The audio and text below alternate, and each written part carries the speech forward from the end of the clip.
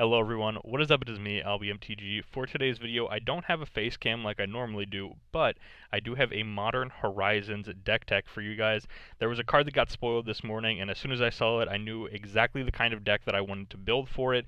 This is a deck that sort of existed a little bit. It was kind of just more of a meme that some people would play budget versions of on their Twitch streams, myself included. I think I played it a little bit on a Twitch stream last year at some point, but it got a really big addition today, and so I can't wait to share this deck with you guys. So the card that got spoiled today that inspired this deck tech is this card here, Lightning Skelemental.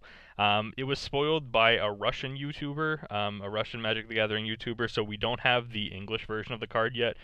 So I brought up his preview card where it's in Russian, but then I also brought up what the card actually does next to it in English. So Lightning Skelemental, for 1 black and 2 red, you get a Skeleton Elemental with Trample, Haste, and whenever Lightning Skelemental deals combat damage to a player, that player discards 2 cards. At the beginning of the end step, sacrifice Lightning Skelemental, and then of course it has 6 power, 1 toughness. So when we evaluate this card, 6 power Trampler for 3 mana seems pretty good. Haste on a 6 power Trampler for 3 mana, even better. When it deals combat damage to a player, the player discards 2 cards.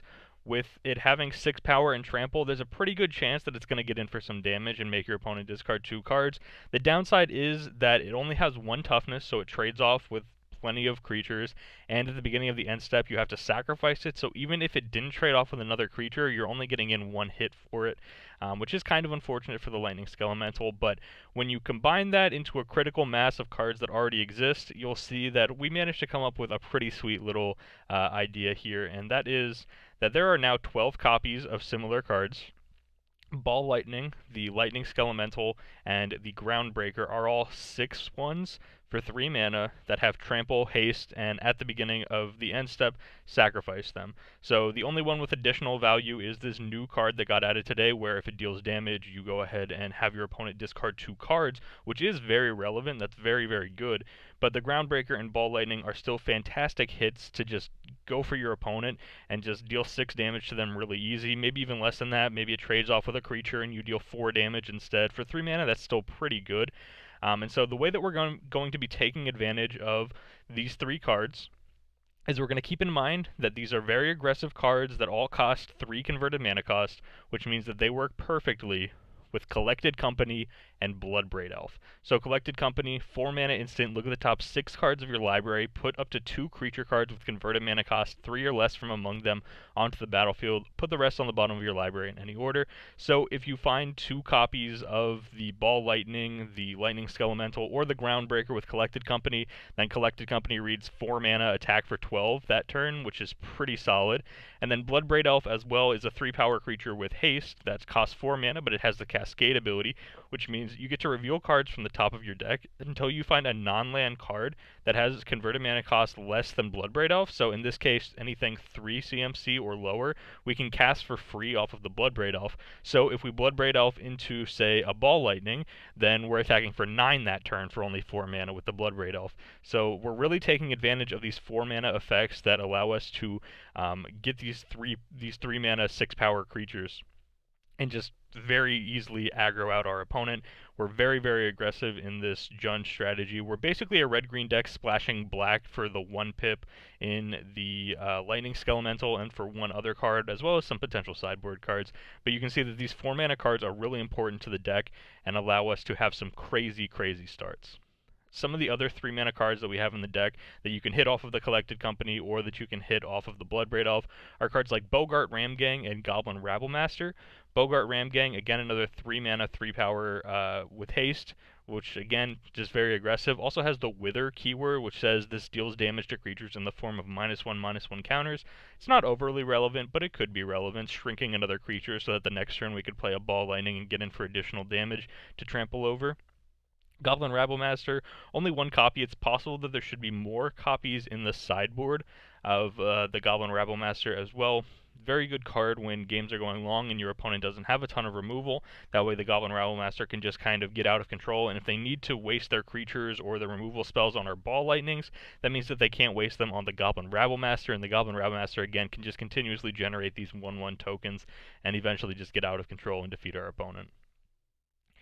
The last creature that we have that's kind of like a decent hit off of Bloodbraid Elf or Collected Company would be the Voltaic Brawler. I wanted to have some aggressive 2-drop in the deck that is for the games where we aren't able to have, like the next slide is going to be some mana accelerators, so for the games where we don't have a mana accelerator or a mana accelerator gets killed off, that way we don't just have to start our strategy on turn 3 or later. We can actually start our strategy on turn 2 and still continue to be aggressive. And Voltaic Brawler seemed like a very reasonable 2-drop for this kind of a green-red strategy. That's exactly the kind of strategy that Voltaic Brawler wants to be in. So just another little creature here that we can potentially hit off of those effects and get in for some decent damage with.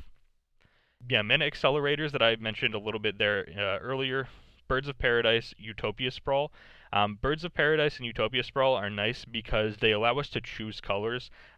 Birds of Paradise generate a mana of any color. Utopia Sprawl comes into play, choose a color, but you have to enchant a forest.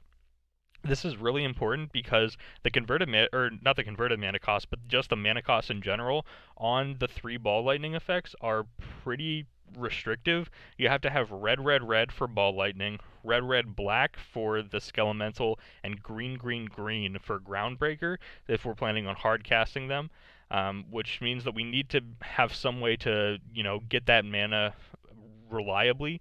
That way we're not just stuck with these kind of cards in our hands that we can't cast, as well as the fact that Birds of Paradise and Utopia Sprawl both are able to accelerate us in mana. They're able to take us from turn 1 to turn 3, or to 1 mana on turn 1 to 3 mana on turn 3, which is very important because it means that we could do something like, or I said 3 mana on turn 3, I believe, 3 mana on turn 2, because it means that we can play a ball lightning effect on turn 2 and just continuously get in for, an aggressive, a very aggressive start. If we're on the play and our opponent's on the draw and we go Birds of Paradise, or land Birds of Paradise, they say like 1-drop, maybe like Serum Vision, something like that, and then the next turn, like let's say they fetch shock Serum Vision, so they're at 17, we go ahead and play one of our lands and then a ball lightning effect and hit them already, and they're down to 11 on turn 2. Again, assuming they're not on Death Shadow, that seems like a pretty good start for us. So very much like the Birds of Paradise and the Utopia Sprawl in this deck. Next up, we just have some other random cards that we have in here. I guess I said random. They're not necessarily random. They're very aggressive cards as well. The Lightning Bolt, 3 damage to target creature or player. Great to remove blockers out of the way to let our creatures get in for additional damage, as well as just going to the Dome, 3 damage for 1 mana. Very, very reliable. Very, very good. And then Kolaghan's Command is the other black spell that we have in our main deck, along with the Skelemental. Has 3 modes on it for 3 mana. Has 4 modes on it, and you get to choose 2 for 3 mana. Return target creature card from your graveyard to your hand. Target player discards a card. Destroy target artifact. And Kolaghan's Command deals 2 damage to target creature or player. With Kolaghan's Command, we basically love all of these modes. Returning a creature from our graveyard to our hand, that gets us back an additional ball lightning effect if we need another one of those. Like if we don't have one currently at hand, we can cast this, get one of those back, and then attack with it after we recast it again. Having them discard a card with the Skelemental also making them discard cards every time it deals damage to them. We can generate some good card advantage by making our opponent discard cards when we don't have to. And then destroy target artifact if our opponent plays something like an Ensnaring Bridge or some other very relevant artifact. Maybe they're just on Affinity or something like that. We can go ahead and blow up some of their important artifacts. And then dealing 2 damage to target creature or player. Again, 2 damage to the Dome could be enough to just, beat our opponent. Or dealing 2 damage to target creature is very, very good because that, again, removes some of the blockers that they think that they might have. We can do this on end step where they think they're in an okay position. They maybe play a 2 toughness creature or something like that, thinking that they can block just in case if something happens. And then we go in their end step, kill off their two toughness creature, and return back a ball lightning to our hand. Next turn, play the ball lightning, attacking for 6, and maybe some additional creatures that we already have on the board, like a Voltaic Brawler or something like that. And then we can totally win games like that. So I believe those are all of our cards that are, instant sorceries, creatures, those sort of things. All we have left is the mana base in the main, which is the Wooded Foothills, Verdant Catacombs, and Bloodstained Mires here for fetch lands. 4 Wooded Foothills, 2 Verdant Catacombs, and 1 Bloodstained Mire. Again, the black is more of a splash, so we're really hoping for the green and the red to be our main fetches here, so that's why we're playing the 4 of Wooded Foothills. This takes us to the shock lands that we can find with those fetch lands. 3 Stomping Ground, 2 Overgrown Tomb, and 1 Blood Crypt. Again, like I said before, the black is just kind of a splash. We only need it for Kolaghan's Command and Skelemental. So having 3 fetches for it, or having 3 shocks and 3 fetches for it is, perfectly fine. We should be able to reliably get that 1 black source whenever we need it. And then the 3 Stomping Grounds again. You could potentially run 4. 4 is getting a little iffy because we have other ways of producing the green and red mana that you'll see here in a second that I think are also very good. Yeah, we'll just go ahead and talk about those. So the filter lands from Shadowmoor, Firelit Thicket, and Graven Cairns. So for Firelit Thicket, you can tap to add a colorless to your mana pool, not super relevant for us, but you can also put a red or a green into it to add red-red, red-green, or green-green to your mana pool. And then for Graven Cairns, you have a black and a red that you can put into it to add black-black, black-red, or red-red to your mana pool.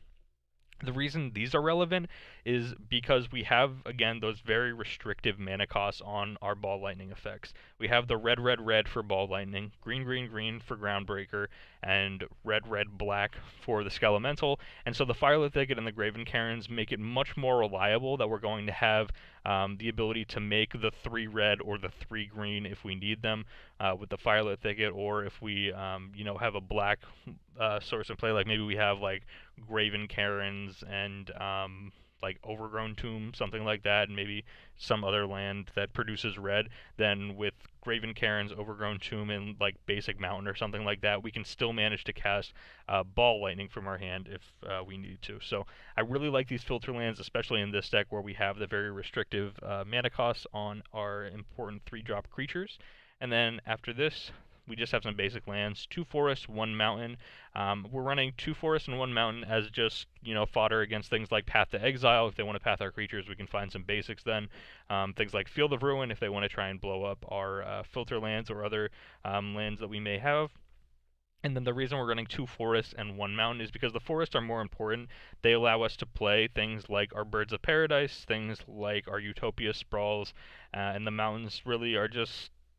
it's there for basically an additional basic. I don't think we need the mountain too often, but I just wanted to not play 3 forests. I wanted to at least have some other mountain that maybe later on in the game, if we have, the Wooded Foothills or the Bloodstained Mire in our hand, and we don't want to shock when we can just still find the mountain, then that would be, pretty nice.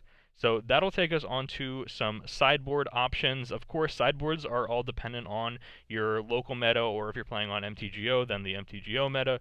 So I just put up a couple of different options that you could potentially play here. There are plenty of other options and great sideboard choices. Some of the cards that I put up here, Kitchen Finks for some life gain against other aggro decks. Hazoret, again, very aggressive creature. Also indestructible, so pretty hard to take down. Dismember, again, remove some blockers and some important creatures out of the way. Reclamation Sage, we can hit it off of Collected Company. That's another thing for the Kitchen Finks, is we can hit that off of Collected Company as well. And Reclamation Sage can destroy an artifact or an enchantment if those are relevant in the matchup. Vivian from War of the Spark seems like an interesting one, but it's actually pretty good here.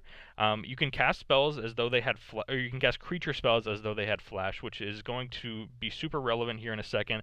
The fact that we can also use her for card advantage is great in the matchups where the card advantage matters, where we can find, look at the top few cards of our library, and maybe if we really need a Grim Lavamancer or a Kitchen Finks or a Scavenging Ooze, these important sideboard cards, then we can dig a little bit deeper for those, or if we just need a Ball Lightning effect, then we can go ahead and find one of those with the Vivian. And the fact that it says creature spells you can cast as though they had flash, you can actually go on your opponent's end step then and cast a Ball Lightning.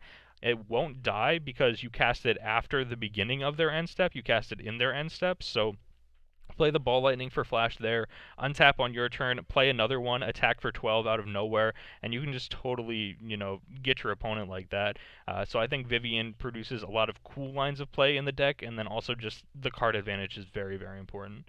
Grim Lavamancer allows us to do some stuff with the cards in our graveyard as well as Scavenging Ooze, because we don't really have any way of like returning things from the graveyard or anything like that. So once the card is in our graveyard, it's pretty much dead. Actually, I lie. We have Kolaghan's Command to return some creatures from the graveyard to our hand, but most of the cards, once they go to the graveyard, don't really do anything for us. So Grim Lavamancer, Scavenging Ooze gives us a way to make additional value out of those cards in our graveyard. And then finally, Footsteps of the Goryo, again, is another way to return cards from our graveyard into play. So Footsteps of the Goryo could act like just the 13th, 14th, however many footsteps you want to run, just the additional copies of the ball lightning effects, because again, you do have to sacrifice them after they get in for their damage at the end of the turn. So then you can play sorcery. Footsteps of the Goryo, very easy to cast as well.